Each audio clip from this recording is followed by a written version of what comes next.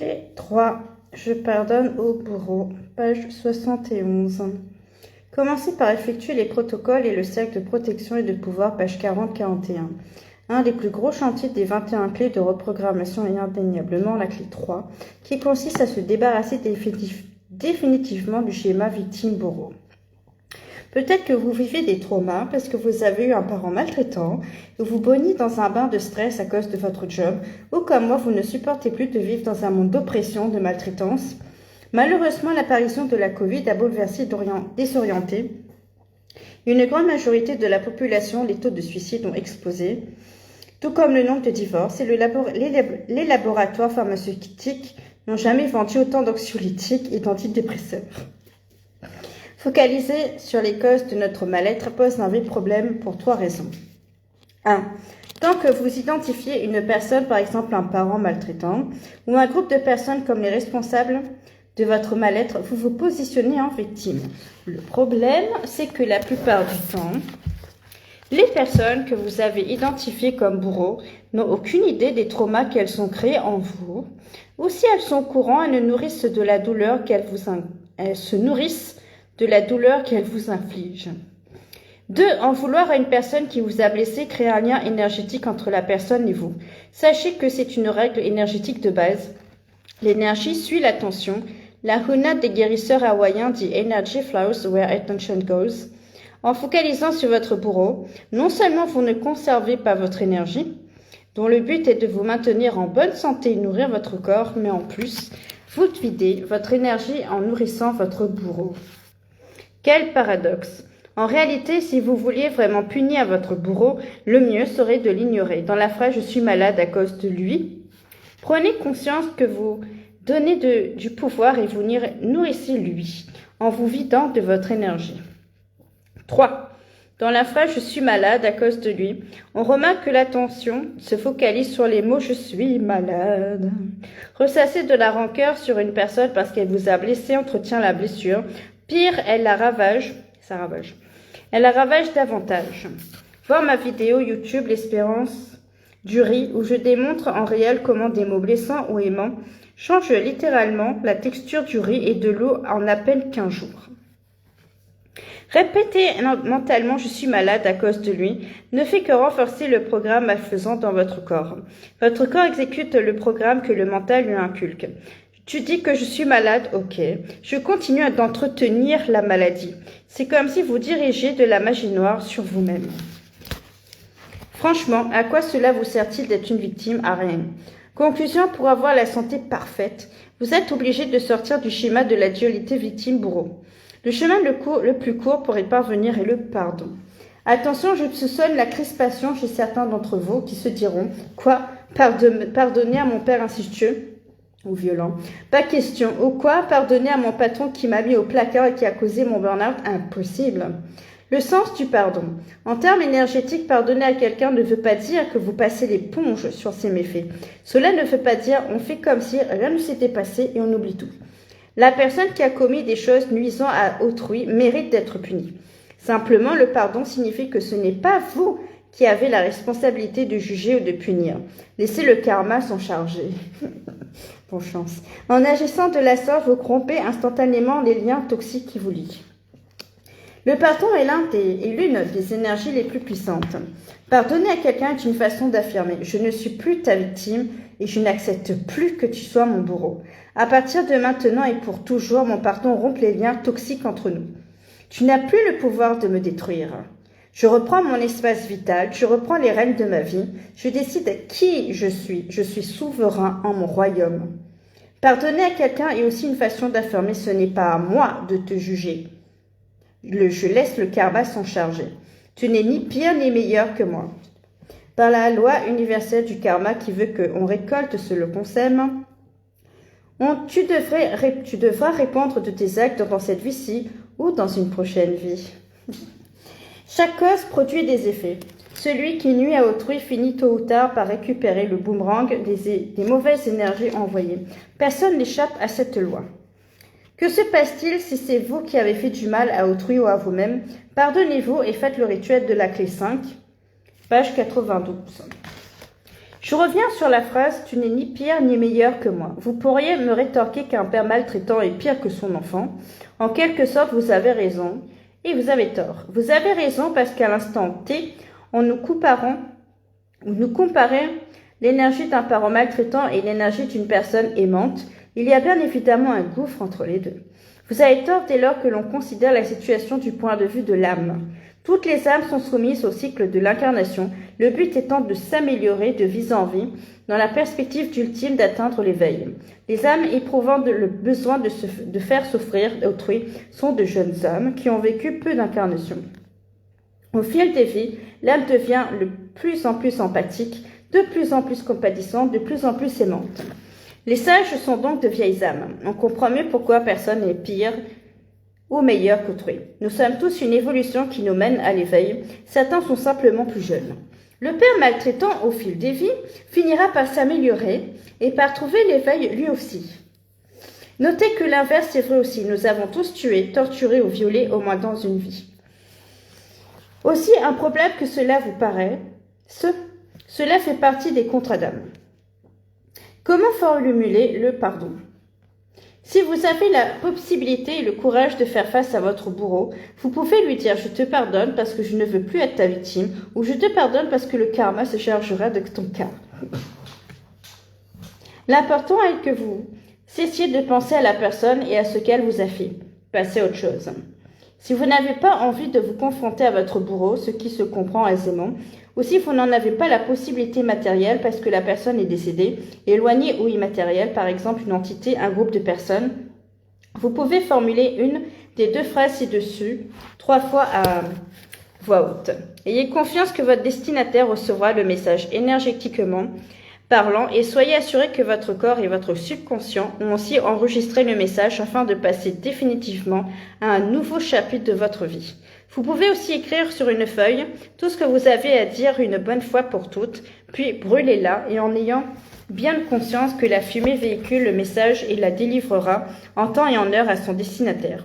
Pour ceux dont la notion du pardon est inconcevable, ceux qui sont impardonnables ou ceux qui souhaitent parfaire ce rituel en pardon, je vous invite à rompre des liens toxiques avec toutes les personnes qui vous ennuient en utilisant le rituel des bonhommes allumettes de Jacques Martel. Rompre les liens toxiques avec les bonhommes allumettes. Matériel nécessaire, une feuille de papier, quelques crayons de couleur et une paire de ciseaux. Ce concept extraordinaire a été inventé par Jacques Martel.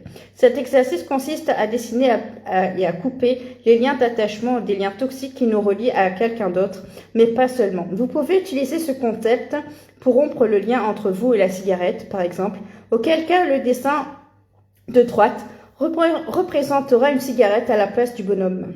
Ce rituel a pour but de rompre l'aspect toxique de votre relation avec une autre personne. Rompre toute communication avec cette dernière est un choix qui vous appartient, mais ce n'est pas obligatoire. Ce rituel a pour but de clarifier et d'apaiser vos relations, sans soumission ni contrôle. Le schéma victime-bourreau n'existe plus et fait place à une forme de respect mutuel.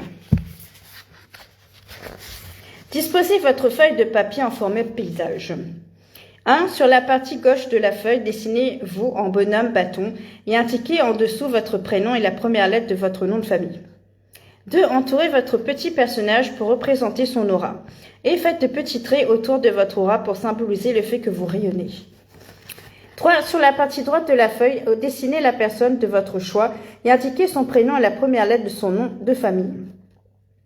4. Comme pour vous, entourez le petit personnage pour représenter son aura et faites des petits traits autour de son aura pour symboliser le fait qu'elle rayonne. 5. Entourez les deux personnes d'un grand cercle qui représente l'interaction existant entre ces deux énergies. C'est le symbole de votre relation. Comme votre relation n'est pas exclusive et que vous rayonnez, faites des petits traits autour de la relation. 6. Reliez les deux personnes au niveau de chaque chakra. Il y a 7 lignes de connexion à représenter sur le dessin. Chaque point de départ se connecte au même niveau sur la partie opposée. Reliez les chakras couronnes sur le haut du crâne, puis le troisième œil entre les deux sourcils, puis le chakra de la gorge, puis le chakra du cœur au milieu de la poitrine, puis le chakra du plexus solaire sous les côtes, puis le chakra sacré au niveau du nombril, et enfin les chakras racines au niveau du coccyx. Personnellement, j'ajoute un autre lien en rejoignant pied des personnages. Ce lien n'est pas prévu par Jacques Martel, pourtant je le constate systématiquement sur les personnes qui cherchent à rompre un lien d'attachement. C'est le boulet au pied qui entrave les mouvements. Suite, avec les ciseaux, coupez la feuille au centre du dessin de manière à rompre des lignes d'attachement. En pleine conscience, dites tout bas ou à voix haute, avec ces ciseaux, je coupe maintenant et définitivement les liens d'attachement toxiques entre nous. Ce travail peut être réalisé avec un enfant de manière ludique. L'effet ressenti est immédiat car il induit une prise de conscience de la part de son auteur. En effet, les expériences prouvent que le cerveau ne fait pas la différence entre ce qui est réel et ce qui lui est suggéré. Méditation pour envoyer de l'amour à tous les êtres de la Terre sans discernement.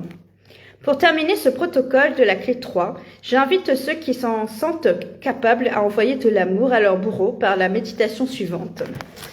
Je sais que c'est un exercice inconcevable pour certains et évident pour d'autres. Surtout, ne forcez pas les choses et laissez votre cœur décider. Le cœur a ses raisons et il suit l'évolution de l'âme. Ce n'est pas grave si votre cœur ne se sent pas prêt à pardonner à votre bourreau et ce n'est pas grave non plus si vous êtes en incapacité d'effectuer la méditation ci-après. En revanche, le minimum requis pour valider cette clé 3 est de prendre conscience de la nécessité de rompre les liens toxiques en effectuant le rituel des bonhommes allumettes. Cette méditation de 5 minutes est le lâcher-prise ultime.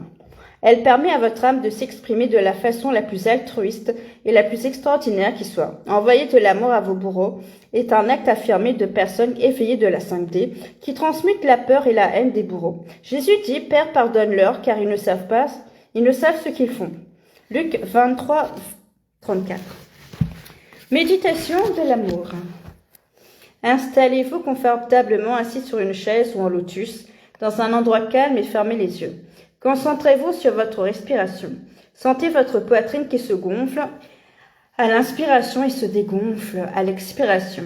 Imaginez un soleil vert au milieu de votre poitrine dans votre chakra du cœur. C'est un soleil rayonnant d'amour. La couleur verte est la couleur de la guérison et la couleur de l'amour, puisque la couleur verte correspond au chakra du cœur. En fait, vous imaginez la personne que vous aimez le plus au monde. À chaque inspiration, vos guides vous envoient de l'amour. Chaque inspiration vous nourrit d'énergie vitale. À chaque expiration, imaginez qu'un rayon vert sort de votre cœur et va dans le cœur de la personne en face de vous. Répétez ce processus pendant 2 minutes. Inspiration, je prends les énergies divines. Expiration, j'envoie de l'amour à la personne face à moi. À présent, imaginez face à vous une personne de votre connaissance pour qui vous n'avez pas particulièrement d'affection. À chaque inspiration, vos guides vous envoient de l'amour. À chaque expiration, imaginez qu'un rayon vert sort de votre cœur et va dans le cœur de la personne en face de vous. Répétez ce processus pendant 2 minutes. Inspiration, je prends les énergies divines. Expiration, j'envoie de l'amour à la personne face à moi. Maintenant, imaginez votre bourreau face à vous. Bourreau. À chaque inspiration, l'univers vous envoie de l'amour. Chaque inspiration vous nourrit d'énergie vitale. À chaque expiration, imaginez qu'un rayon vert sort de votre cœur et va dans le cœur de votre bourreau. Répétez ce processus pendant 2 minutes. Inspiration, je prends les énergies divines. Expiration, j'envoie de l'amour à mon bourreau. Conseil, si vous éprouvez de la difficulté ou des peurs à l'idée de vous retrouver face à votre bourreau, imaginez-le à l'âge de 3 ou 4 ans. À cet âge-là, c'est une âme pure et inoffensive. Pour terminer, imaginez-vous face à vous comme si vous étiez face à un miroir. Vous êtes merveilleux, vous êtes un ange, vous méritez beaucoup d'amour. À chaque inspiration, l'univers vous envoie de l'amour, vous nourrissant d'énergie vitale. À chaque expiration, imaginez qu'un rayon vert sort de votre cœur et va dans votre cœur en miroir. Répétez ce processus pendant 2 minutes. Inspiration, je prends les énergies divines. Expiration, j'envoie de l'amour à mon double face à moi. Maintenant que la méditation est terminée, prenez un moment pour accueillir en vous ces nouvelles sensations. Vous pouvez être fier de vous car ce que vous venez d'accomplir est magnifiquement lumineux. Prenez le temps de revenir parmi nous. Bâillez, étirez-vous, reprenez une grande inspiration et ouvrez les yeux lorsque vous vous sentez prêt. Les questions que vous vous posez. Tu dis qu'on coupe les liens toxiques qu'une seule fois, mais si on recroise la personne, Couper les liens toxiques ne veut pas dire couper les relations définitivement avec la personne. Cela veut dire que vous avez arrêté d'être une victime et que vous ne laissez plus votre ex-bourreau avoir un pouvoir sur vous. On peut tout à fait couper les liens toxiques avec une personne et la croiser ensuite. En général, si cela a été réalisé correctement, 21 jours après avoir coupé les liens, votre rapport seront différents, beaucoup plus respectueux l'un envers l'autre, beaucoup plus distants, et ce n'est pas plus mal. J'ai coupé les liens toxiques avec une personne. Est-ce que cela veut dire que je ne peux pas le refaire avec quelqu'un d'autre? Bien sûr que si. Vous pouvez faire autant de rituels de pardon de bonhommes allumettes qu'il y a de bourreaux. En revanche, il est important de ne rompre les liens qu'une seule fois avec la personne en étant ferme et définitif. Pourquoi? Parce que votre mental est tordu. Si vous vous laissez l'option que les liens n'ont peut-être pas été totalement rompus, le mental va directement chercher à recréer les liens avec le bourreau. La nature a horreur du vide.